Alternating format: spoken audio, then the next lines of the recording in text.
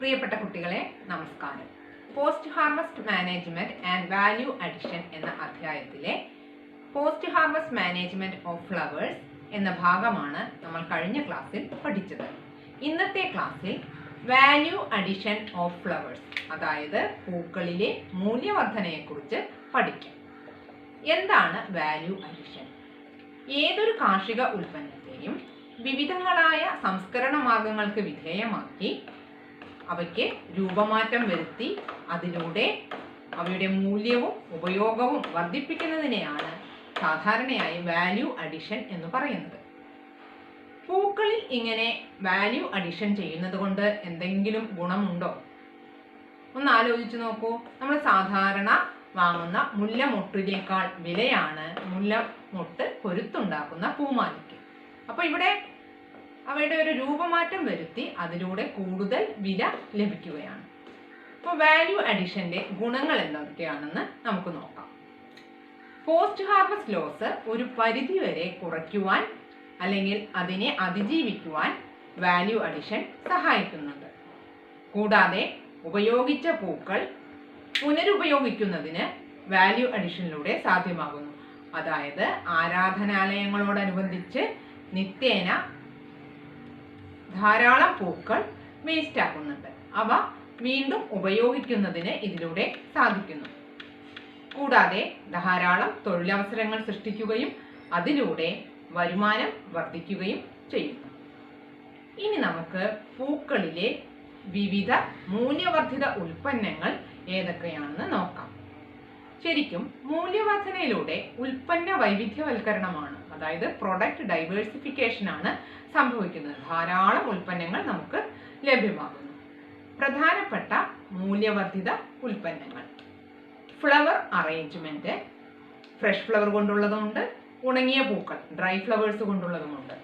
കൂടാതെ ബൊക്കേകൾ, wreath, പോട്ട്പുറി, പാൻകുറി, natural colours, അതായത് പ്രകൃതിദത്ത നിറങ്ങൾ, സുഗന്ധ തൈലങ്ങൾ, പനിനീർ അല്ലെങ്കിൽ റോസ് വാട്ടർ പോലുള്ള സൗന്ദര്യവർദ്ധക വസ്തുക്കൾ, ഇവയെല്ലാം നമുക്ക് പൂക്കളിൽ നിന്ന് ലഭ്യമാകുന്നതാണ്. ആദ്യമായി ഫ്ലവർ അറേഞ്ച്മെന്റ്. ഇന്ന് ഏതൊരു വിശേഷ അവസരങ്ങൾക്കും ഒഴിച്ചുകൂടാനാവാത്തതാണ് ഫ്ലവർ അറേഞ്ച്മെന്റ്. വലിയ ഓഫീസുകളിലെ റിസപ്ഷൻ ടേബിളുകളിൽ ഫ്ലവർ അറേഞ്ച്മെന്റ് എല്ലാവരും കണ്ടുകാണും. ഫ്ലവർ അറേഞ്ച്മെന്റ് ഫ്രഷ് ഫ്ലവർ കൊണ്ടും അതുപോലെ ഉണങ്ങിയ പൂക്കൾ കൊണ്ടും തയ്യാറാക്കാവുന്നതാണ്. ഫ്രഷ് ഫ്ലവർ അറേഞ്ച്മെന്റ് പ്രധാനമായും രണ്ട് ശൈലിയിൽ ചെയ്തു വരുന്നു: western style arrangement, eastern style arrangement. Western style അറേഞ്ച്മെൻറ്റിൻ്റെ പ്രത്യേകതകൾ എന്തൊക്കെയാണെന്ന് നോക്കാം. പാശ്ചാത്യ രീതിയാണിത്. ഇവിടെ ധാരാളം പൂക്കൾ ഉപയോഗിക്കുന്നത് കൊണ്ട് ഒരു മാസ് എഫക്റ്റ് ജനിപ്പിക്കുന്നു. കൂടാതെ ഇതൊരു സിമ്മട്രിക്കൽ അറേഞ്ച്മെൻ്റ് ആണ്. അതായത് ഒരു മധ്യരേഖ സങ്കല്പിക്കുകയാണെങ്കിൽ അതിന് ഇരുവശവും ഒരുപോലെയാണ് ഉണ്ടാവുക. ഇലകളും പൂക്കളുമാണ് പ്രധാനമായും ഉപയോഗിക്കുന്നത്. അല്ലാതെയുള്ള ആക്സസറീസായ ചെറിയ തടിക്കഷ്ണങ്ങൾ, കായ്കൾ, വിത്തുകൾ, തടിയുടെ പുറന്തൊലി എന്നിവയൊന്നും തന്നെ വെസ്റ്റേൺ സ്റ്റൈൽ അറേഞ്ച്മെൻറ്റിൽ ഉപയോഗിക്കുന്നില്ല. ഫ്ലവർ അറേഞ്ച്മെൻറ്റ് ചില പ്രിൻസിപ്പിൾസിനെ അടിസ്ഥാനമാക്കിയാണ് ചെയ്തു വരുന്നത്. ഒന്നാമത്തേത് എംഫസിസ്. ഏതെങ്കിലും ഒരു പ്രത്യേക കാര്യത്തിന് ഊന്നൽ നൽകിയിട്ടുള്ളതായിരിക്കും ഫ്ലവർ അറേഞ്ച്മെൻറ്റ്. ഒരു ഫോക്കൽ പോയിൻ്റ് അല്ലെങ്കിൽ ഒരു കേന്ദ്രബിന്ദു നിർമ്മിക്കുന്നു. ബാലൻസ്. സിമ്മട്രിക്കൽ അല്ലെങ്കിൽ അസിമെട്രിക്കൽ ആയിരിക്കും. അസിമെട്രിക്കൽ എന്ന് പറഞ്ഞാൽ മധ്യരേഖയ്ക്ക് ഇരുവശവും വ്യത്യസ്തമായിരിക്കും. ഇതിലുപയോഗിക്കുന്ന പൂക്കളുടെ വലുപ്പം, നിറം എന്നിവയെല്ലാം തന്നെ ഒരു പ്രത്യേക അനുപാതത്തിലായിരിക്കും. അതാണ് പ്രൊപ്പോർഷൻ. കൂടാതെ ഒരു പ്രത്യേക താളലയത്തോടു കൂടിയതും അതുപോലെ അതിൻ്റെ ചുറ്റുപാടിന് ഇണങ്ങുന്ന വിധത്തിലും ഉള്ളതായിരിക്കും flower arrangement. Principle of harmony, principle of rhythm, principle of unity എന്നിവയെല്ലാം കൊണ്ട് ഇതാണ് ഉദ്ദേശിക്കുന്നത്. ഫ്ലവർ അറേഞ്ച്മെൻറ്റിന് വേണ്ടി തിരഞ്ഞെടുക്കുന്ന പൂക്കളും ഇലകളും പ്രധാനമായും 4 വിഭാഗങ്ങളിലായാണ് പെടുന്നത്. ആദ്യത്തേത് ലൈൻ ഫ്ലവേഴ്സ്. നീളമുള്ള പൂങ്കുലകളോടുകൂടിയ പൂക്കളാണ്. ഇത് ഫ്ലവർ അറേഞ്ച്മെൻറ്റിൻ്റെ ഔട്ട്ലൈൻ നിർമ്മിക്കുന്നതിന് സഹായിക്കുന്നു. ഉദാഹരണം ഓർക്കിഡ് ഗ്ലാഡിയോലസ്. അടുത്തത് ഫോം ഫ്ലവർ. ഫ്ലവർ അറേഞ്ച്മെൻറ്റിൻ്റെ ഫോക്കൽ പോയിൻറ്റിനായി ഉപയോഗിക്കുന്ന പൂക്കളാണ് anthurium tulip, mass flower, rose, chrysanthemum, China aster. Fillers. Flower അറേഞ്ച്മെൻറ്റിന് ഫിനിഷിംഗ് നൽകുന്നവയാണ് ഫില്ലേഴ്സ്. സാധാരണയായി അലങ്കാര പനകളുടെ ഇലകൾ, ആസ്പരാഗസ്, മറ്റ് പന്നൽ ചെടികൾ എന്നിവയാണ് ഫില്ലേഴ്സായി ഉപയോഗിച്ചു വരുന്നത്. ഇങ്ങനെ 4 വിഭാഗങ്ങളിലായാണ് പ്രധാനമായും ഫ്ലവർ അറേഞ്ച്മെൻറ്റിന് വേണ്ട പൂക്കൾ സെലക്ട് ചെയ്യുന്നത്. Line flowers, form flowers, mass flowers, fillers.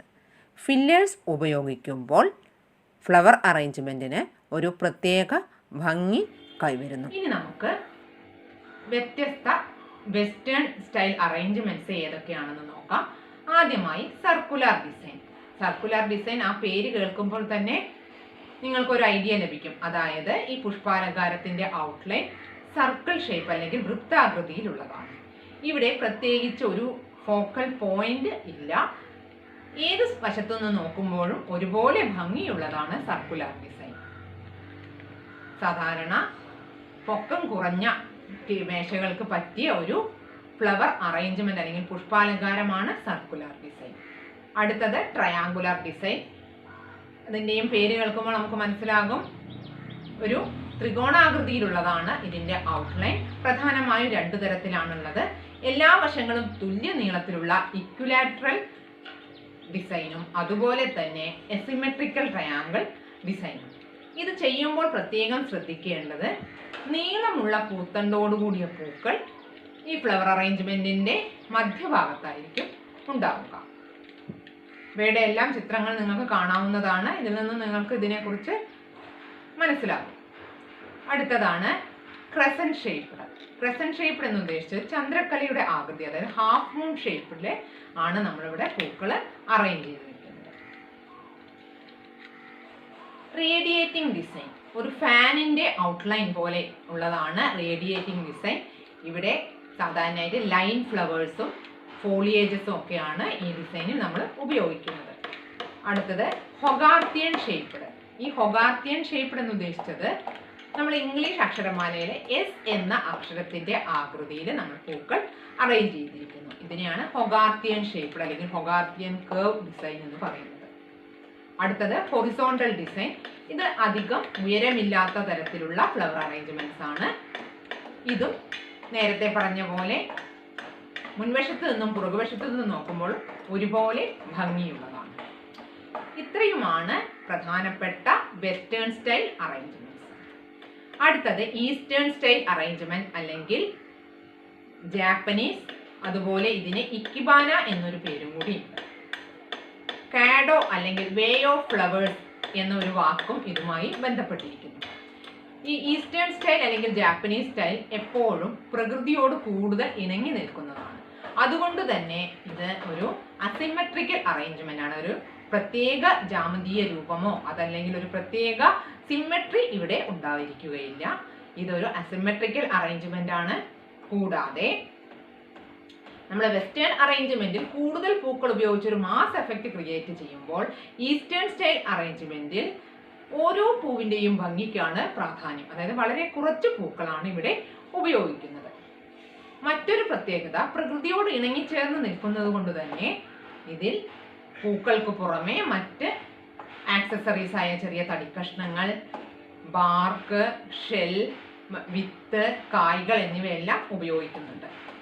ഈ അറേഞ്ച്മെന്റിന്റെ മറ്റൊരു പ്രത്യേകത, പൂക്കൾ അവ വയ്ക്കാൻ ഉപയോഗിക്കുന്ന കണ്ടെയ്നറിന്റെ വക്കിൽ തട്ടുന്നില്ല. Do not touch the rim of the vase. ഇനി പ്രധാനപ്പെട്ട ഈസ്റ്റേൺ അറേഞ്ച്മെന്റ്സ് ഏതൊക്കെയാണെന്ന് നമുക്ക് നോക്കാം. ആദ്യത്തേത് മോറിബാന. ഈ അറേഞ്ച്മെന്റിന്റെ ഒരു പ്രത്യേകത, വളരെ വായ്വട്ടം കൂടിയ കണ്ടെയ്നേഴ്സിലാണ് പൂക്കൾ അറേഞ്ച് ചെയ്തത്. അതായത് പ്രധാനമായും ബേസിനുകളിലായിരിക്കും പൂക്കൾ അറേഞ്ച് ചെയ്തിട്ടുണ്ടാവുക. ഇവിടെ പൂക്കൾ ഉറപ്പിച്ചു നിർത്തുന്നതിനായി നീഡിൽ പോയിന്റ് ഹോൾഡേഴ്സ് ഉപയോഗിക്കുന്നു. മറ്റൊരു ജാപ്പനീസ് രീതിയാണ് നാഗിയർ. ഈ രീതിയുടെ പ്രത്യേകത, ഇവിടെ നമ്മൾ ഉപയോഗിക്കുന്ന കണ്ടെയ്നേഴ്സ് വായ്വട്ടം തീരെ കുറഞ്ഞ, അതായത് നാരോ മൗത്ത്ഡ് കണ്ടെയ്നേഴ്സ് ആണ്. സാധാരണ ഫ്ലവർ വേസുകൾ ആണ് ഉപയോഗിക്കുക. ഇവിടെ നമ്മൾ നീഡിൽ പോയിന്റ് ഹോൾഡേഴ്സ് ഉപയോഗിക്കുന്നില്ല. ഇതാണ് ഈസ്റ്റേൺ സ്റ്റൈൽ അറേഞ്ച്മെന്റ്. ഉള്ള 2 വിഭാഗങ്ങൾ, അതായത് മോറിബാന അതുപോലെ നാങ്കിയർ. അപ്പൊ ഇത്ര നേരം നമ്മൾ പറഞ്ഞത് ഫ്രഷ് ഫ്ലവർ അറേഞ്ച്മെന്റ്സിനെ കുറിച്ചാണ്. ഇനി നമ്മൾക്ക് ഉണങ്ങിയ പൂക്കൾ കൊണ്ടുള്ള പുഷ്പാലങ്കാരങ്ങളെ കുറിച്ചും ഉണങ്ങിയ പൂക്കളെ കുറിച്ചും പഠിക്കാം. Dry flowers. എന്താണ് ഡ്രൈ ഫ്ലവേഴ്സ്? പൂക്കൾ നമ്മൾ ഉണക്കി പല അലങ്കാരങ്ങൾക്കും പല കാര്യങ്ങൾക്കും വേണ്ടി ഉപയോഗിക്കുന്നുണ്ട്. ഡ്രൈ ഫ്ലവർ ഇൻഡസ്ട്രി ഇന്ന് ഇന്ത്യയിൽ വളരെ വേഗത്തിൽ വളർന്നുകൊണ്ടിരിക്കുന്ന ഒരു മേഖലയാണ്. അതുപോലെ കൂടുതൽ വിദേശ നാണ്യം നേടിത്തരുന്നതിനും ഈ മേഖല നമ്മളെ സഹായിക്കുന്നുണ്ട്. എന്തൊക്കെയാണ് ഉണങ്ങിയ പൂക്കളുടെ ഗുണങ്ങൾ അല്ലെങ്കിൽ മേന്മകൾ? ഇത് കാലാവസ്ഥയെ ആശ്രയിക്കുന്നില്ല. It does not depend on weather. കൂടാതെ ഇക്കോളജിക്കലി അല്ലെങ്കിൽ പരിസ്ഥിതി സൗഹാർദ്ദപരമാണ്, അതായത് ഇക്കോ ഫ്രണ്ട്ലി, അതുപോലെ ബയോഡീഗ്രേഡബിൾ, വളരെ വേഗം വിഘടിച്ചു പോകുന്നവയാണ്. കൂടാതെ വളരെ സൗകര്യപ്രദമായ രീതിയിൽ നമുക്ക് കൈകാര്യം ചെയ്യുന്നതാണ്. കൂടുതൽ കൈകാര്യം ചെയ്യാൻ പറ്റുന്നതും അതുപോലെ തന്നെ മറ്റു സ്ഥലങ്ങളിലേക്ക് അയക്കുവാൻ പറ്റുന്നതുമാണ്. കൂടാതെ കൂടുതൽ കാലം, ദീർഘകാലം സൂക്ഷിച്ച് വെക്കാവുന്നതാണ്. അൺഫേവറബിൾ ആയിട്ടുള്ള പ്രതികൂലമായ സാഹചര്യങ്ങളെ അതിജീവിക്കാൻ കഴിയുന്നവയാണ് ഈ ഉണങ്ങിയ പൂക്കൾ. ഉണങ്ങിയ പൂക്കൾ ഉപയോഗിച്ച് നമുക്ക് നിരവധി മൂല്യവർദ്ധിത ഉൽപ്പന്നങ്ങൾ ഉണ്ടാക്കുകയും ചെയ്യാം. ഉണങ്ങിയ പൂക്കൾ ഉപയോഗിച്ച് നിർമ്മിക്കുന്ന വളരെ ഭംഗിയുള്ള മൂല്യവർദ്ധിത ഉൽപ്പന്നങ്ങൾ ഏതെല്ലാമാണെന്ന് നമുക്ക് നോക്കാം. Decorative floral craft items. ഉണങ്ങിയ പൂക്കൾ ഉപയോഗിച്ചിട്ടുള്ള പലതരത്തിലുള്ള അലങ്കാര വസ്തുക്കൾ, ഫോട്ടോ ഫ്രെയിം, സ്ഫടിക കുപ്പികൾക്കകത്ത് ഉണങ്ങിയ പൂക്കൾ വെച്ചിട്ടുള്ള അലങ്കാര വസ്തുക്കൾ, ഗ്രീറ്റിംഗ് കാർഡ്സ് ആൻഡ് കവേഴ്സ്. ആശംസാ കാർഡുകൾ നിർമ്മിക്കുന്നതിന് അതിനെ മോടി പിടിപ്പിക്കുന്നതിനുമായി ഉണങ്ങിയ പൂക്കൾ ഉപയോഗിക്കുന്നു. കൂടാതെ ചുമരുകളിൽ തൂക്കാൻ പറ്റിയ പലതരം ഭംഗിയുള്ള വാൾ ഹാങ്ങിങ്സ്, ഫ്രഷ് ഫ്ലവർ കൊണ്ടുണ്ടാക്കുന്നത് പോലെയുള്ള മനോഹരങ്ങളായ ഫ്ലവർ അറേഞ്ച്മെൻറ്റ്സ്, ഇതിലെ ഉണങ്ങിയ പൂക്കളും കായ്കളുമെല്ലാം ഉപയോഗിക്കുന്നുണ്ട്. ഉണങ്ങിയ പൂക്കൾ ആലേഖനം ചെയ്തിട്ടുള്ള പലതരത്തിലുള്ള കലണ്ടേഴ്സ്, അതുപോലെ ഉണങ്ങിയ പൂക്കൾ കൊണ്ടുള്ള ഫ്ലവർ ബോൾസ്, പല വിശേഷ അവസരങ്ങൾക്കുമാണ് ഇത് ഉപയോഗിക്കുന്നത്. കൂടാതെ ആഘോഷങ്ങളോടനുബന്ധിച്ചുള്ള അലങ്കാര വസ്തുക്കൾ, ഫെസ്റ്റീവ് ഡെക്കറേഷൻസ്, പ്രത്യേകിച്ച് ക്രിസ്മസ് ട്രീ പോലുള്ള അലങ്കാരങ്ങൾ ഉണ്ടാക്കുന്നതിനായി ഉപയോഗിക്കുന്നു. കൊളാഷസ്, അതുപോലെ തന്നെ പൂക്കൾ കൊണ്ടുള്ള ബോൾ ഉണ്ടെന്ന് പറഞ്ഞു. അതിൽ സുഗന്ധദ്രവ്യങ്ങൾ കൂടെ ചേർത്ത് ഉണ്ടാക്കുന്ന പൊമാൻഡേഴ്സ്, അതുപോലെ തന്നെ പലതരത്തിലുള്ള ബൊക്കേകൾ, ഉണങ്ങിയ പൂക്കൾ കൊണ്ടുള്ള റീത്ത്, അതുപോലെ പോട്ട്പൊറി. ഇങ്ങനെ പുഷ്പാലങ്കാരങ്ങൾ ഉണ്ടാക്കുന്നതിനായി നമ്മൾ പ്രധാനമായും പൂക്കളും ഇലകളും കായ്കളും ഒക്കെ വിളവെടുക്കുന്നത് 3 തരത്തിലായിട്ടാണ്. ഒന്നാമത്തെ വിഭാഗം എന്ന് പറയുന്നത് കൾട്ടിവേറ്റഡ് ഫ്ലവേഴ്സ്, നമ്മൾ പ്രത്യേകം കൃഷി ചെയ്യുന്ന പൂക്കൾ, അതുപോലെ കൃഷി ചെയ്യുന്ന പച്ചക്കറികളുടെ കായ്കൾ, ഇലകൾ, പൂക്കൾ, തണ്ട് എന്നിവയെല്ലാം ഇതിന് ഉപയോഗിക്കാം. രണ്ടാമത്തെ വിഭാഗം എന്ന് പറയുന്നത് നാച്ചുറലി അവൈലബിൾ, അതായത് പ്രകൃതിയാ നമുക്ക് ലഭിക്കുന്ന പലതരത്തിൽപ്പെട്ട പൂക്കൾ, അതായത് പലതരം കളകളുടെ പൂക്കൾ, കളകളുടെ ഇലകൾ, കായ്കൾ, കൂടാതെ പുല്ലുവർഗത്തിൽപ്പെട്ട ചെടികളുടെ പൂങ്കുലകൾ. നിങ്ങൾ കണ്ടിട്ടുണ്ടാവും വ്യത്യസ്തമായ പുല്ലുകളുടെ പൂങ്കുലകൾ, വ്യത്യസ്ത നിറത്തിൽ പല ആകൃതിയിലുള്ള പൂങ്കുലകൾ കണ്ടുകാണും. അതുപോലെ തന്നെ താമരയുടെ വിത്ത് അറേഞ്ച് ചെയ്തിട്ടുള്ള ലോട്ടസ് പോഡ് അല്ലെങ്കിൽ ലോട്ടസ് സീഡ് പോഡ്. ഇതാണ് രണ്ടാമത്തെ വിഭാഗം. മൂന്നാമത്തെ വിഭാഗം എന്ന് പറയുന്നത് പ്രകൃതിയിൽ കാണുന്ന നിത്യഹരിത വൃക്ഷങ്ങൾ, അതുപോലെ കുറ്റിച്ചെടികൾ, അതായത് എവർഗ്രീൻ ട്രീസ്, ഷ്രബ്സ്, ഇവയുടെ കായ്കൾ, പോട്ട്സ്, ക്യാപ്സ്യൂൾസ്, ഷെൽസ്, കോൺസ്, ഇവയെല്ലാം നമുക്ക് ഈ വിഭാഗത്തിൽ പെടുത്താം. സാധാരണ നമ്മൾ പഠിച്ചു കാണും ജിംനോസ്പേം എന്ന വിഭാഗത്തിൽപ്പെട്ട ചെടിയുടെ കോണൊക്കെ നമ്മൾ സാധാരണ പുഷ്പാലങ്കാരങ്ങൾക്ക് ഉപയോഗിക്കാറുണ്ട്. ഈ വിധത്തിലാണ് ഉണക്കിയ പൂക്കൾ കൊണ്ടുള്ള അലങ്കാരങ്ങൾ ഉണ്ടാക്കുവാൻ വേണ്ടി നമ്മൾ വിളവെടുക്കേണ്ടത്. ഇനി ഈ വിളവെടുക്കുന്ന സമയത്ത് ഹാർവസ്റ്റിങ്ങിൽ നമ്മൾ ശ്രദ്ധിക്കേണ്ട കാര്യങ്ങൾ എന്തൊക്കെയാണെന്ന് നോക്കാം. പ്രധാനമായും വിളവെടുപ്പ് അതിരാവിലെയോ വൈകുന്നേരമോ ആണ് ചെയ്യേണ്ടത്. അന്തരീക്ഷത്ത് ഉയർന്ന താപനില ഉണ്ടാവുകയാണെങ്കിൽ നമ്മൾ പൂക്കൾ ഉണക്കുന്ന വേളയിൽ അവയുടെ ഇതളുകൾ പൊഴിഞ്ഞു പോകാനുള്ള സാധ്യതയുണ്ട്. സമ്മർ സീസണാണ് പൂക്കൾ ഉണക്കുന്നതിന് അനുയോജ്യം. നല്ല ഗുണനിലവാരവും നിറവുമുള്ള പൂക്കൾ ഉണ്ടാകുന്നത് ശൈത്യകാലത്താണ്. രോഗകീടബാധയുള്ള പൂക്കളും ഇലകളും മറ്റും നമ്മൾ ഉണക്കാൻ ഉപയോഗിക്കരുത്. ഇതൊക്കെയാണ് വിളവെടുപ്പിൽ നമ്മൾ പ്രത്യേകം ശ്രദ്ധിക്കേണ്ട കാര്യങ്ങൾ. അടുത്തതായി ഏതെല്ലാം തരത്തിൽ നമുക്ക് ഈ പൂക്കൾ ഉണക്കിയെടുക്കാം എന്ന് നോക്കാം. ആദ്യമായി സൺ ഡ്രൈയിങ് അല്ലെങ്കിൽ വെയിലത്തുണക്കൽ. അതായത് നമ്മൾ ഉണക്കുന്നതിലൂടെ ഇതിലുള്ള ജലാംശം പൂർണ്ണമായും ഒഴിവാക്കുകയാണ് വേണ്ടത്. ഇതിനു വേണ്ടി പൂക്കൾ വെയിലത്ത് ഉണക്കാം. വളരെ എളുപ്പമേറിയ ചിലവ് കുറഞ്ഞ ഒരു മാർഗമാണിത്. ഈ രീതിയിൽ ചെയ്യുമ്പോഴുള്ള ഒരു പ്രശ്നം എന്ന് പറഞ്ഞാൽ ഇതിൻ്റെ നിറം അതേ രീതിയിൽ സംരക്ഷിക്കുവാൻ കഴിയുന്നില്ല.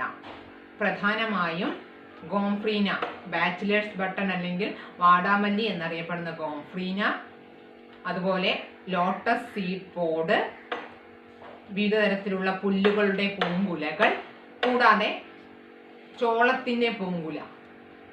ചോളത്തിൻ്റെ ആൺപൂവും പെൺപൂവും ഉണ്ട്. ഇത് രണ്ടും നമുക്ക് പലതരത്തിൽ പുഷ്പാലങ്കാരങ്ങൾ ഉണ്ടാക്കാൻ വേണ്ടി ഉപയോഗിക്കാം. ഇവയെല്ലാം തന്നെ നമ്മൾ സൺഡ്രൈയിങ് രീതിയിലാണ് ഉണക്കുന്നത്.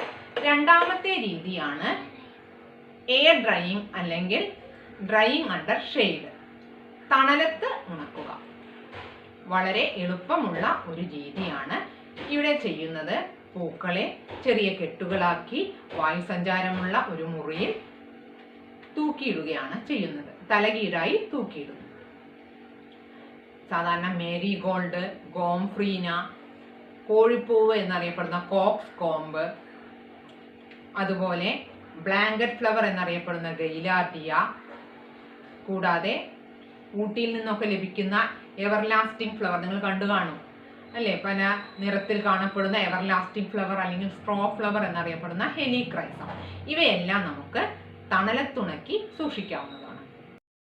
അടുത്തതായി പ്രസ് ഡ്രൈയിങ് അല്ലെങ്കിൽ സമ്മർദ്ദം ചെലുത്തി ഉണക്കൽ. സാധാരണ ഹെർബേറിയം ഒക്കെ തയ്യാറാക്കുന്നതിനായി ഇലകളും ചെടികളുടെ ഭാഗങ്ങളുമെല്ലാം പുസ്തകത്താളുകളിൽ വെച്ച് ഭാരമേറിയ വസ്തുക്കൾ ഉപയോഗിച്ച് ഉണക്കിയെടുക്കാറുണ്ട്. അതുപോലെ പൂക്കൾ പുസ്തകത്താളുകളുടെ ഇടയിലോ ന്യൂസ് പേപ്പറിൻ്റെ ഇടയിലോ പരത്തി വെച്ചതിന് ശേഷം ഭാരമേറിയ വസ്തുക്കൾ ഇതിനു മുകളിൽ വെച്ച് മർദ്ദം ചെലുത്തിയാണ് ഇങ്ങനെ ഉണക്കിയെടുക്കുന്നത്. ഏകദേശം 3 ആഴ്ച ഇതിനെടുക്കാറുണ്ട്. പക്ഷേ ഫംഗൽ ബാധ അല്ലെങ്കിൽ പൂപ്പൽ ബാധ ഉണ്ടാകാനുള്ള സാധ്യത കൂടുതലാണ്. കൂടാതെ പൂക്കളുടെ ആകൃതി അതേപോലെ നിലനിർത്താൻ സാധിക്കുന്നില്ല. പാൻസി, കടലാസ് പൂവ് എന്നറിയപ്പെടുന്ന ബൊഗൈൻവില്ല, കൊങ്ങിണിപ്പൂ അല്ലെങ്കിൽ അരിപ്പൂ എന്നറിയപ്പെടുന്ന ലെൻഡാന എന്നിവയെല്ലാം നമുക്ക് ഈ രീതിയിൽ സമ്മർദ്ദം ചെലുത്തി ഉണക്കാവുന്നതാണ്. അടുത്ത ഒരു രീതിയാണ് എംബെഡിങ് അല്ലെങ്കിൽ എംബെഡഡ് ഡ്രൈയിങ്. ഇവിടെ വെള്ളം ആഗിരണം ചെയ്യാൻ കഴിയുന്ന ചില വസ്തുക്കൾ ഉപയോഗിച്ച് നമ്മൾ പൂക്കൾ ഉണക്കുകയാണ്. ഇതിനായി ഉപയോഗിക്കുന്ന മാധ്യമം എന്ന് പറയുന്നത് മണൽ, ബൊറാക്സ്, സോഡസ്റ്റ്, സിലിക്ക ജെൽ എന്നിവയൊക്കെയാണ്. ഇതിലേതെങ്കിലും ഒരു മാധ്യമം ഒരു വലിയ കണ്ടെയ്നറിൽ 1 ഇഞ്ച് കനത്തിൽ ആദ്യം വിതറുന്നു. അതിനുശേഷം നമ്മുടെ പൂക്കൾ, ഉണക്കേണ്ട പൂക്കൾ ഈ മാധ്യമത്തിന്റെ മധ്യഭാഗത്തായി കുത്തി ഇറക്കുന്നു. ഇതിനു മുകളിലായി വീണ്ടും അതേ മാധ്യമം വിരിക്കുന്നു. ഇത് ഏകദേശം നമ്മുടെ പൂക്കളുടെ മുകൾ ഭാഗത്തു നിന്ന് 1 ഇഞ്ച് കനത്തിൽ കൂടി ഈ മാധ്യമം നിറയ്ക്കേണ്ടതാണ്. ഇങ്ങനെ നമ്മൾ ഉപയോഗിക്കുന്ന മീഡിയം അല്ലെങ്കിൽ മാധ്യമം എന്ന് പറയുന്നത് പൂക്കൾക്ക് ക്ഷതങ്ങൾ അല്ലെങ്കിൽ മുറിവുകൾ ഏൽപ്പിക്കാത്തതായിരിക്കും. സാധാരണ മണൽ ചീപ്പാണെങ്കിൽ, അതായത് വില കുറഞ്ഞതാണെങ്കിലും പൂക്കൾക്ക് ക്ഷതങ്ങൾ ഉണ്ടാകുവാൻ സാധ്യതയുണ്ട്. ഏറ്റവും അനുയോജ്യം സിലിക്ക ജെല്ലാണ്. ഇതിലൂടെ പൂക്കളുടെ നിറവും ആകൃതിയും ഒക്കെ നിലനിർത്താൻ സാധിക്കുന്നുണ്ട്. റോസ്, കാർണേഷൻ, ഡാലിയ, കോസ്മോസ് എന്നീ പൂക്കൾ ഈ രീതിയിലൂടെ ഉണക്കാവുന്നതാണ്. ഇങ്ങനെ എംബഡിങ് ചെയ്തതിനു ശേഷം നമ്മൾ അവയെ ഓവനിൽ വെച്ച് ഉണക്കുകയോ അല്ലെങ്കിൽ തണലത്ത് വെച്ച് ഉണക്കുകയോ ചെയ്യണം. Hot air oven drying. നമ്മൾ എംബഡ് ചെയ്ത പൂക്കൾ ഹോട്ട് എയർ ഓവനിൽ വെച്ച് ഒരു നിശ്ചിത ഊഷ്മാവിൽ ഉണക്കുന്നു. സാധാരണ 40 മുതൽ 50 ഡിഗ്രി സെൽഷ്യസ് ആണ് ചൂട്. കൂടാതെ 2 ദിവസത്തേക്ക് ഉണക്കാറുണ്ട്. എംബഡ് ചെയ്ത പൂക്കൾ ഈ ഹോട്ട് എയർ ഓവനകത്ത് വെക്കുകയാണ് ചെയ്യുന്നത്. ക്രൈസാന്തിമം, ജെർബറ, ലിമോണിയം, ഡാലിയ എന്നീ പൂക്കൾ നമുക്ക് ഈ രീതിയിൽ ഉണക്കാം. അടുത്തതാണ് മൈക്രോവേവ് ഓവൻ ഡ്രൈയിങ്. വളരെ ഗുണനിലവാരമുള്ള നിറവും ആകൃതിയുമെല്ലാം അതുപോലെയുള്ള പൂക്കളാണ് മൈക്രോവേവ് ഓവൻ ഡ്രൈയിങ്ങിലൂടെ ലഭ്യമാകുന്നത്.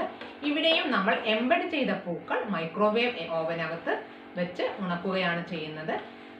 ഹോട്ട് എയർ ഓവനേക്കാൾ വളരെ വേഗത്തിൽ ഈ രീതിയിൽ നമുക്ക് പൂക്കൾ ഉണക്കിയെടുക്കാം. നേരത്തെ പറഞ്ഞതുപോലെ പൂക്കളുടെ ആകൃതിയും നിറവുമെല്ലാം അതേപോലെ നിലനിർത്തുന്നു. നല്ല ഗുണനിലവാരമുള്ള പൂക്കൾ ലഭ്യമാക്കുന്ന ഫ്രീസ് ഡ്രൈയിങ് രീതിയാണ് അടുത്തത്. ശീതീകരിച്ച് ഉണക്കൽ. പൂക്കളുടെ നിറം, ആകൃതി, ഗുണമേന്മ എല്ലാം അതുപോലെ തന്നെ നിലനിർത്തുന്നു. ഫ്രീസ് ഡ്രയർ എന്ന് പറയുന്ന ഉപകരണത്തിന്റെ അറയിൽ പൂക്കൾ നിരത്തി വെക്കുന്നു. താഴ്ന്ന ഊഷ്മാവും താഴ്ന്ന മർദ്ദവുമായിരിക്കും. വായുമുക്തമായ അന്തരീക്ഷവുമായിരിക്കും. -10 ഡിഗ്രി സെൽഷ്യസിൽ ഈ പൂക്കളിലുള്ള ജലാംശം മുഴുവൻ ഐസായി മാറുന്നു. അതിനുശേഷം ഈ ഐസ് സബ്ലിമേഷൻ എന്ന പ്രക്രിയയിലൂടെ ജലബാഷ്പമായി മാറുകയും അതിലൂടെ പൂക്കളിലെ ജലാംശം പൂർണ്ണമായും നഷ്ടപ്പെടുകയും പൂക്കൾ ഉണക്കുവാൻ സാധിക്കുകയും ചെയ്യുന്നു. ഇങ്ങനെ ലഭ്യമാകുന്ന പൂക്കൾ നല്ല ഗുണനിലവാരം ഉള്ളതായിരിക്കും. റോസ്, കാർണേഷൻ, ബ്രൈഡൽ ബൊക്കെ എന്നീ പൂക്കൾ ഈ വഴി നമ്മൾ ഉണക്കിയെടുക്കും. അടുത്ത ഒരു രീതിയാണ് സ്കെലിറ്റനൈസിങ്. ഇത് സാധാരണ അരയാലിന്റെ ഇലകളൊക്കെയാണ് ഇതുപോലെ ചെയ്യാറ്. 40% വീര്യമുള്ള സോഡിയം ഹൈഡ്രോക്സൈഡ് ലായനിയിൽ ഇലകൾ 2 ദിവസത്തേക്ക് ഇട്ടുവെക്കുന്നു. അതിനുശേഷം ഇതിൽ നിന്നും പുറത്തെടുത്ത് ശുദ്ധജലത്തിൽ കഴുകിയതിനു ശേഷം ഒരു ബ്രഷ് ഉപയോഗിച്ച് അതിലുള്ള പച്ച നിറം പൂർണ്ണമായും ഉരച്ചു കളയുന്നു. ഇങ്ങനെ കിട്ടുന്ന ഇലകൾ ബ്ലോട്ടിംഗ് പേപ്പറിലോ ന്യൂസ് പേപ്പറിലോ വെച്ച് അമർത്തി നമുക്ക് എടുക്കാവുന്നതാണ്. ഈ ഇലകൾ ഉപയോഗിച്ച് പലതരത്തിലുള്ള ഗ്രീറ്റിംഗ് കാർഡുകളും മറ്റും ഉപയോഗിക്കാം. അടുത്ത രീതിയാണ് ഗ്ലിസറിൻ മെത്തേഡ് അല്ലെങ്കിൽ ഗ്ലിസറിനൈസിങ് അല്ലെങ്കിൽ ഗ്ലിസറിൻ ഡ്രൈയിങ്. അലങ്കാര ഇലകൾക്ക് അനുയോജ്യമായ ഒരു രീതിയാണ്. ഗ്ലിസറിനും വെള്ളവും കലർന്ന മിശ്രിതമാണ് ഉപയോഗിക്കുന്നത്. ഈ മിശ്രിതത്തിൽ ഇലകളുടെ തണ്ട് കുത്തി നിർത്തുകയാണ് ചെയ്യുന്നത്. സാധാരണ നമ്മൾ ഉപയോഗിക്കുന്ന മിശ്രിതത്തിൽ 2/3 ഭാഗം വെള്ളവും 1/3 ഭാഗം ഗ്ലിസറിനുമാണ് ഉള്ളത്. സിൽവർ ഓക്ക്, ജൂനിപ്പർ, അലങ്കാര പനകളുടെ ഇലകൾ, ക്രോട്ടൺ എന്നിവയെല്ലാം നമുക്ക് ഈ രീതിയിൽ ഉണക്കി എടുക്കാവുന്നതാണ്. ഇങ്ങനെ വ്യത്യസ്തങ്ങളായ ഉണക്കൽ രീതികൾ നമ്മൾ പഠിച്ചു. അതായത് ഡ്രൈ ഫ്ലവേഴ്സ് ഉണ്ടാക്കുന്നതിനുള്ള വ്യത്യസ്ത രീതികൾ നമ്മൾ കണ്ടുകഴിഞ്ഞു. അപ്പോൾ പ്രധാനമായും നമ്മളിപ്പോൾ പഠിച്ചത് flower arrangement, fresh flower arrangement, ഉണങ്ങിയ പൂക്കൾ, ആ ഉണങ്ങിയ പൂക്കൾ ഉപയോഗിച്ചിട്ടുള്ള മൂല്യവർദ്ധിത ഉൽപ്പന്നങ്ങൾ. ഇത് കൂടാതെ പൂക്കളിൽ നിന്നും ഉണ്ടാക്കാൻ പറ്റുന്ന മറ്റ് മൂല്യവർദ്ധിത ഉൽപ്പന്നങ്ങൾ ഏതൊക്കെയാണെന്ന് നോക്കാം. ആദ്യമായി റീത്ത്. പലതരത്തിലും ആകൃതിയിലും പല വർണ്ണത്തിലുമുള്ള റീത്തുകൾ നിങ്ങൾ കണ്ടു കാണും. പ്രത്യേക ആവശ്യങ്ങൾക്ക്, പ്രത്യേകിച്ച് ശവസംസ്കാര ചടങ്ങുകൾക്കും മറ്റുമാണ് റീത്ത് ഉപയോഗിക്കുന്നത്. മറ്റ് ആവശ്യങ്ങൾക്കും ഇവ ഉപയോഗിക്കാറുണ്ട്. പൂക്കൾ ഒരു വൃത്താകൃതിയിൽ പ്രത്യേകതരം കമ്പിയൊക്കെ ഉപയോഗിച്ചിട്ട് ആകൃതിയിൽ ചുറ്റിയെടുത്താണ് ഈ റീത്തുകൾ നിർമ്മിക്കുന്നത്. അടുത്തത് ബട്ടൺ ഹോൾ. സാധാരണ പാശ്ചാത്യ രാജ്യങ്ങളിലൊക്കെയാണ് ഇവയുടെ ഉപയോഗം കൂടുതലായിട്ടുള്ളത്. ആഘോഷവേളകളിലും വിശേഷ അവസരങ്ങളിലും പുരുഷന്മാരുടെ കോട്ടിന്റെ ബട്ടൺ ഹോളിനോട് ചേർന്ന് ഒരു പൂവോ അല്ലെങ്കിൽ കുറച്ച് ചെറിയ ചെറിയ പൂക്കളോ പ്രത്യേക രീതിയിൽ തുന്നി പിടിപ്പിക്കുന്ന അല്ലെങ്കിൽ പ്രത്യേക രീതിയിൽ അവ അറ്റാച്ച് ചെയ്യുന്നതിനെയാണ് നമ്മൾ പറയുന്നത് ബട്ടൺ ഹോൾ എന്ന് പറയുന്നത്. അടുത്തത് കോഴ്സേജ്. വിശേഷ അവസരങ്ങളിൽ സ്ത്രീകൾ അണിയുന്നതാണ് കോഴ്സേജ്. റിസ്റ്റിലോ അതല്ലെങ്കിൽ ചെസ്റ്റിലോ അറ്റാച്ച് ചെയ്താണ് ഇത് ഉപയോഗിക്കുന്നത്. അടുത്തത് petal embedded hand made paper, അതായത് പൂക്കളുടെ ഇതളുകൾ എംബഡ് ചെയ്തിട്ടുള്ള hand made paper. Floral gift, പുഷ്പങ്ങൾ ഉപയോഗിച്ചിട്ടുള്ള വിവിധ തരത്തിലുള്ള സമ്മാനങ്ങൾ. ഈ പുഷ്പങ്ങൾ ഉപയോഗിച്ച് സമ്മാന പൊതികൾ പാക്ക് ചെയ്യാവുന്നതാണ്. കൂടാതെ പാക്ക് ചെയ്ത് അതിനെ ലേബൽ ചെയ്യാൻ പൂക്കൾ ഉപയോഗിക്കുന്നുണ്ട്. കൂടാതെ പേപ്പർ വെയ്റ്റ്, ഫോട്ടോ ഫ്രെയിംസ്, പലതരത്തിലുള്ള ഗിഫ്റ്റ് ഐറ്റംസ് എന്നിവയെല്ലാം നമുക്ക് പൂക്കൾ കൊണ്ട് ഉണ്ടാക്കാവുന്നതാണ്. അടുത്തതാണ് ഡൈസ് ആൻഡ് എസൻഷ്യൽ ഓയിൽസ്. നമ്മൾ വിവിധ ക്രോപ്സ് പുഷ്പ വിളകൾ പഠിച്ചിരുന്നു നിറമൊക്കെ വേർതിരിച്ചെടുക്കാൻ പറ്റുന്ന പൂക്കളെ കുറിച്ച്. അതായത് നാച്ചുറൽ കളേഴ്സ് വേർതിരിച്ചെടുക്കാൻ പറ്റുന്ന മാരിഗോൾഡ്, ക്രൈസാന്തിമം, ഇതെല്ലാം ഓർമ്മയുണ്ടല്ലോ അല്ലേ? അതേപോലെ തന്നെ എസൻഷ്യൽ ഓയിൽസ് അല്ലെങ്കിൽ സുഗന്ധ തൈലം വേർതിരിച്ചെടുക്കാൻ പറ്റുന്ന ജാസ്മിൻ, ട്യൂബ് റോസ്, റോസ് എന്നിവയെല്ലാം നമുക്ക് വൻതോതിൽ വിദേശ നാണ്യം നേടിത്തരുന്നവയാണ്. അതാണ് ഡൈസ് ആൻഡ് എസൻഷ്യൽ ഓയിൽസ്. അടുത്തതാണ് പോട്ട്പോറി.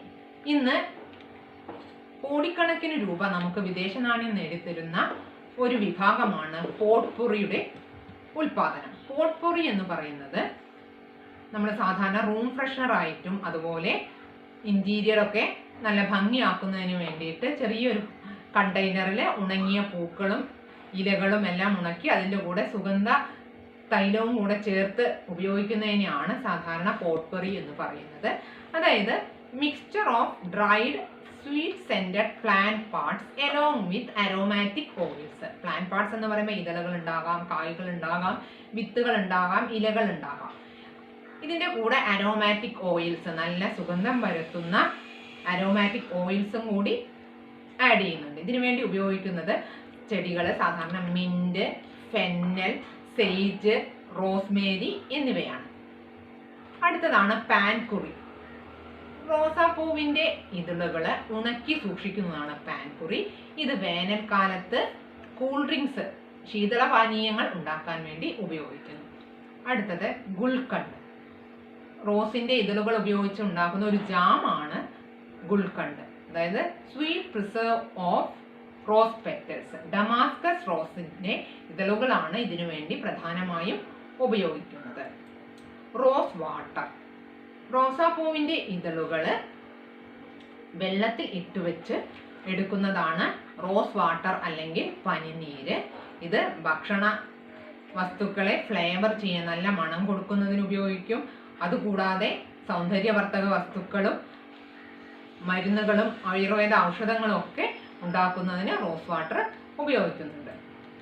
പൂക്കൾ ഉപയോഗിച്ച് നിർമ്മിക്കുന്ന വിവിധ തരത്തിലുള്ള ബൊക്കേകൾ നിങ്ങൾ കണ്ടു കാണും.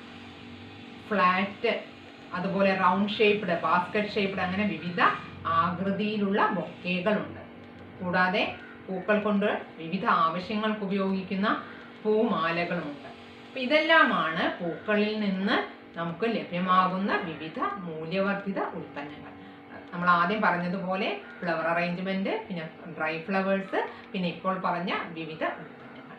ഇത്രയുമാണ് വാല്യൂ അഡീഷൻ ഓഫ് ഫ്ലവേഴ്സ് അല്ലെങ്കിൽ പൂക്കളിലെ മൂല്യവർദ്ധന എന്ന ഭാഗത്തിൽ നമുക്ക് പഠിക്കാനുള്ളത്. അപ്പം ഇത്ര നേരം പറഞ്ഞ കാര്യങ്ങൾ നിങ്ങൾക്ക് മനസ്സിലായി കാണുമെന്ന് വിശ്വസിക്കുന്നു. നന്ദി, നമസ്കാരം.